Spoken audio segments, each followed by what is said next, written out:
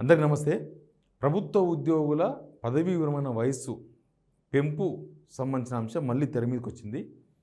ఎందుకు తెర మీదకి వచ్చిందంటే రీసెంట్గా మనకు తెలుసు ప్రభుత్వ ఉద్యోగులందరూ మాకు రిటైర్మెంట్ బెనిఫిట్స్ వస్తలేవు, సేమ్ టైం వాళ్ళు దాపెట్టుకున్న డబ్బులు జీపీఎఫ్ లాంటివి, తర్వాత పిఆర్సి ఇట్లాంటివి ఏమీ మాకు ఇస్తలేరు, చాలా ఇబ్బందిగా ఉందన్న ఒకటి ఉంది. అన్నిటికన్నా ప్రభుత్వానికి ఇబ్బందిగా మారింది డిఏలు, తర్వాత ఈ రిటైర్మెంట్ వాళ్ళకు బెనిఫిట్స్ ఇవ్వడం. ఈ రెండు చాలా క్లిష్టంగా మారినాయి ప్రభుత్వానికి. ఆల్రెడీ ఒక మంత్రివర్గ ఉపసంఘం వేసినారు బట్టి విక్రమార్క నేతృత్వంలో, వాళ్ళు ఏం చేయలేకపోయినరు.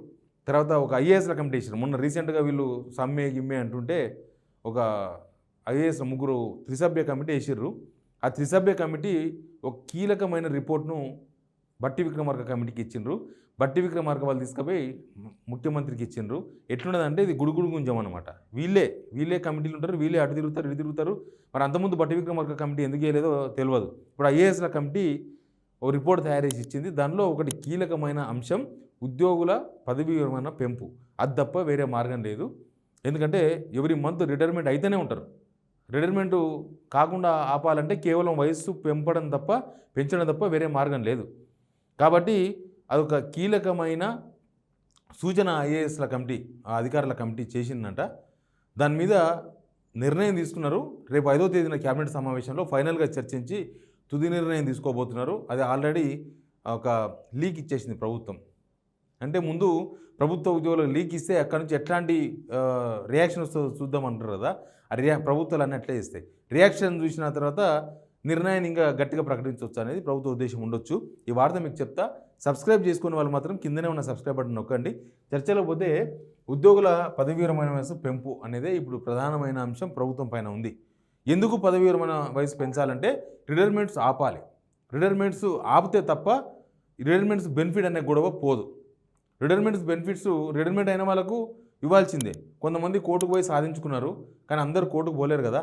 దాదాపు 9,000 కోట్ల రూపాయలు ఇవ్వాలంట. 9,000 కోట్ల రూపాయలు రిటైర్మెంట్ బెనిఫిట్స్ ఉన్నాయి దానిలో. వాళ్ళందరూ దాదాపు వాళ్ళకు 9,000 మంది ఉన్నారు రిటైర్మెంట్స్ అయ్యి బెనిఫిట్స్ కోసం చూస్తున్న వాళ్ళందరూ కూడా. రకరకాల ప్రాబ్లమ్స్, ఫ్యామిలీ సెటిల్మెంట్స్, కొడుకులు బిడ్డలు ఏదో చదివిద్దామన్న వాళ్ళు, అమెరికాకు పంపిద్దాం అనుకున్న వాళ్ళు, వాళ్ళ అనారోగ్యంతో బాధపడుతున్న వాళ్ళు, అన్ని సంవత్సరాలు పనిచేసారు కదా. యాక్చువల్గా 2021లో కేసీఆర్ గవర్నమెంటు 58 ఇయర్స్ నుంచి 61 ఇయర్స్కి పెంచిండ్రు. యాక్చువల్గా అప్పుడు పెంచింది కూడా ఆ ప్రభుత్వం డబ్బులు ఇవ్వలేకనే. ప్రభుత్వ ఉద్యోగులు రిటైర్మెంట్ స్టార్ట్ అయితే డబ్బులు ఇవ్వడం ఇబ్బంది అవుతుంది. అప్పటికే ఆ ప్రాజెక్టులకు దీనికి డబ్బులు ఖర్చు పెడుతున్నారు వాళ్ళు. ఇప్పుడేమో ఇన్కమ్ లేదు, ఈ గవర్నమెంట్కి ఇన్కమ్ లేదు. ఆ గవర్నమెంట్ ఇన్కమ్ పెంచింది, లోన్ తెచ్చుకున్నారు, అప్పులు చేసినారు. ఈ గవర్నమెంట్ ఇన్కమ్ తగ్గిపోయి అప్పులు ఎక్కువ చేస్తున్నారు. ఇంకా ఎట్లయినా సరే అప్పుడు 58 to 61 ఇయర్స్కి పెంచారు.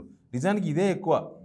ఎందుకంటే వాళ్ళు కూర్చొని రోగాలు వస్తాయి, తిరిగే వాళ్ళకు తిరిగి రోగాలు వస్తాయి. తెలియంది ఉంది. ఇప్పుడు ఈ యూనిఫామ్ డ్రెస్సెస్ ఉంటాయి కదా, పోలీస్ డిపార్ట్మెంటు, లేకపోతే ఫైర్ డిపార్ట్మెంటు, ఫారెస్ట్ డిపార్ట్మెంట్, ఇవన్నీ ఉంటాయి కదా. వాళ్ళు నిలబడే వాళ్ళకు ఆ 58 ఇయర్స్కే జాబ్ బంద్ చేయాలనిపిస్తుంది. అనారోగ్యాలు, కాలు నొప్పులు, మోకాల నొప్పులు, ఇవన్నీ చాలా సమస్యలు వస్తాయి. కానీ దాన్ని 61 ఇయర్స్కి పెంచినప్పుడు సరే 58 to 61 అప్పుడు కాదు చెప్పిన వాళ్ళు వీళ్ళ సేవలు వినియోగించుకోవాలి ప్రభుత్వానికి. ఇప్పుడు కొత్తగా తెలంగాణ తెచ్చుకున్నాం కాబట్టి వీళ్ళ సర్వీస్ కూడా అవసరం ఉంటుందని చెప్పేసి వాళ్ళు ఏదో చెప్పిండ్రు. కానీ ఇప్పుడు ఏమైందంటే ఐఏఎస్ల కమిటీ 1 ఇయర్ సూచన చేసింది. 1 ఇయర్, ఓన్లీ 1 ఇయర్ పెంచండి అంటే 61 to 62 ఇయర్స్కి పెంచమని చెప్పి సూచన చేసింది అనేది ఒక లీక్ బయటకు వచ్చింది. 62 ఇయర్స్ చేస్తే లాభం ఏంది అనేది మినిస్టర్స్ సీఎంతో సమావేశమైనారు కమాండ్ కంట్రోల్ రూమ్లో. దానిలో చర్చ జరిగింది. ఇప్పుడు 1 ఇయర్ పెంచడం వల్ల కేవలం 1 ఇయరే రిలాక్స్ దొరుకుతుంది కదా, మళ్ళీ రిటైర్మెంట్ అవుతారు. అప్పటి వరకు రాష్ట్ర ఆర్థిక పరిస్థితి సెట్ అవుతుంది అని చెప్పడానికి అవకాశం లేదు. ఎందుకంటే ఇప్పుడు సంవత్సరన్నర అయింది, రోజుకు లోపలికి పోతున్నాం తప్ప బయటకు వచ్చే మార్గం లేదు. రోజుకు స్టాక్ మార్కెట్ కూడా ఇటు ఉంటుంది, ఇట్లా పైకో లేకపోతే కిందికి దిగదు, అట్లే దిగుతూ ఉంటుంది. కానీ మన గవర్నమెంట్కి వచ్చే ఇన్కమ్ మాత్రం స్టేట్కి ఇట్లా పోతుంది. స్టేట్గా వణుకులు లేదు. అంటే ఒకసారి పెరిగినట్టు ఒకసారి తగ్గినట్టు ఏం లేదు, లోపలికే పోతున్నాం. కాబట్టి సంవత్సరం తర్వాత పరిస్థితులు సెట్ కాకపోతే మళ్ళీ అప్పుడే నిర్ణయం తీసుకోవాలి, మళ్ళీ అప్పుడు తీసుకోవాలన్నా, అదేదో ఒకసారి తీసుకుంటే బెటర్ కదా అనే చర్చ ఇవన్నీ కూడా మినిస్టర్స్కు సీఎంకు మధ్య జరిగినాయంట. దీని మీద ఫైనల్ చర్చ మాత్రం ఇక్కడే జరుగుతుంది సెక్రటరియట్లో, లేకపోతే అక్కడ ఎక్కడో వాళ్ళ క్యాబినెట్ మీటింగ్ ఉంది 5వ తేదీన, ఆ రోజు ఫైనల్ అవుతుందంట. ఇప్పటికే ఈ ప్రభుత్వ యూనివర్సిటీస్ ఉన్నాయి కదా, యూనివర్సిటీస్లో లెక్చరర్లకు 60 to 65 ఇయర్స్ పెంచిండ్రు. లాస్ట్ 5 months బ్యాక్ పెంచిండ్రు. రీసెంట్గా అంగన్వాడీ టీచర్లకు కూడా 60 నుంచి 65 చేసారు. అంగన్వాడీ టీచర్లు 60 నుంచి 65 సంవత్సరాలు, వాళ్ళకి తక్కువనే ఉంటుంది రిటైర్మెంట్ బెనిఫిట్స్, కానీ పెంచారు. వాళ్ళకు కూడా 65 సంవత్సరాలు అయిపోయింది. ఇక మెల్లగా అందరినీ ఇట్లా 1 సంవత్సరం 2 సంవత్సరాలు అని చెప్పేసి 65కి తీసుకుపోతారేమో అనిపిస్తుంది. ఎందుకంటే ఇప్పటికి ఇద్దరికి ఓ పక్క యూనివర్సిటీస్లో ఉండే ప్రొఫెసర్స్, ఓ పక్క అంగన్వాడీ టీచర్స్, వీళ్ళిద్దరికి 65 ఇయర్స్కి పెంచారు. కాబట్టి నెక్స్ట్ ఈ 61 ఇక్కడ ఇది అమలు చేసి 65కి తీసుకుపోతారేమో. అందులో భాగంగానే ఫస్ట్ 1 year అనేది ఒక రాయి వేసిందేమో గవర్నమెంట్, ప్రభుత్వ ఉద్యోగులు చట్టాన్ని రెస్పాన్స్ వస్తుందని. కానీ వాళ్ళు 61 ఇయర్స్కే పనిచేయలేకపోతున్నారు. వాళ్ళు 65 years పనిచేయాలంటే మీరు 1 సంవత్సరం పెంచినా 62 years అయితే మళ్ళీ 1 సంవత్సరం ఎక్కువ పని చేయాల్సి వస్తుంది. అసలు రిటైర్మెంట్ అయ్యే వాళ్ళందరూ కూడా ఎట్లుంటారంటే, ప్రభుత్వ ఉద్యోగులు అబ్బా ఇంక ఈ 6 నెలలు అయిపోతే ఈ పని తప్పుతుంది, తర్వాత మళ్ళా మనకు బెనిఫిట్స్ వస్తాయి, ఇంకా మా ఫ్యామిలీ గేమ్లీ వేసుకొని ప్రశాంతమైన జీవితం గడుపుదాం అనుకుంటారు. కానీ ఇప్పుడు అయితే లేదు. అది రిటైర్మెంట్ అవుతారు కానీ బెనిఫిట్స్ వస్తలేవు. ప్లస్ డిఏలు కూడా ఉన్నాయి. యాక్చువల్గా పాత గవర్నమెంట్ ఉన్నప్పుడు 2 DAలు ఉండే, 2 DAs. ఈ గవర్నమెంట్ వచ్చినాక ఈ జూన్ అయిపోతుంది కదా, ఇంకొక 4 DA ఎన్ని ఉంటాయి, మొత్తం 4 అవుతాయి. మళ్ళీ 4 DAs పెండింగ్ అయితే మొత్తం 6 DAs అవుతాయి. ఈ డిఏల గురించి ప్రభుత్వం ఉంచుకునే కొద్దీ భారమే, అదే దించుకునే భారం కాదు. ఇస్తేనే దిగుతుంది తప్ప మీరు ఎన్ని రోజులు పెండింగ్ పెడితే మీ మీద అంత బర్డెన్ పడుతుంది గవర్నమెంట్ పైన. అందుకే ఈ ఉద్యోగ సంఘాలలో లేకపోతే ఉద్యోగులేమో లేదు ఆ డిఏలన్నా ఇవ్వండి ఫస్ట్ అని వాళ్ళు అడుగుతున్నారు. రిటైర్మెంట్స్ వాళ్ళేమో అది అడుగుతున్నారు. కానీ ప్రభుత్వం అన్నిటికీ ఈ డిఏలకి ఏమో ఇంకా మేము ఒకసారి ఇవ్వలేము, అప్పుడే చేతులు ఎత్తేసినారు.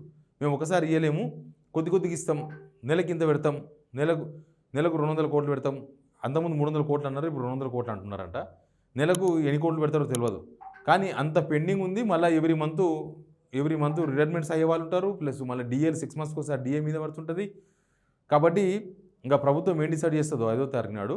కానీ ఈ సిఫారసు మాత్రం ఇట్లా ఉంది. అంటే డబ్బులతో సంబంధం లేనివైతేనేమో ఈ ట్రాన్స్ఫర్లు అవి ఉంటాయి కదా, గట్టాంటివి అయితే ప్రభుత్వం చేసే అవకాశం ఉంది ఇప్పటికిప్పుడు. కానీ డబ్బులతో ముడిపడి ఉన్న అంశాల్లో మాత్రం దాని చుట్టూ తిప్పే ప్రయత్నాలు నడుస్తున్నది. అసలు దాన్ని ఎటు తిరిగి డబ్బులు లేవు, ఎటు తిరిగి డబ్బులు ఇవ్వకూడదు, ఇంకా మిగతా అంతా నడుస్తుంది. కానీ ఇప్పటికే రిటైర్మెంట్ అయిన వాళ్ళకు మాత్రం వాళ్ళ పరిస్థితి చాలా దారుణంగా ఉంది.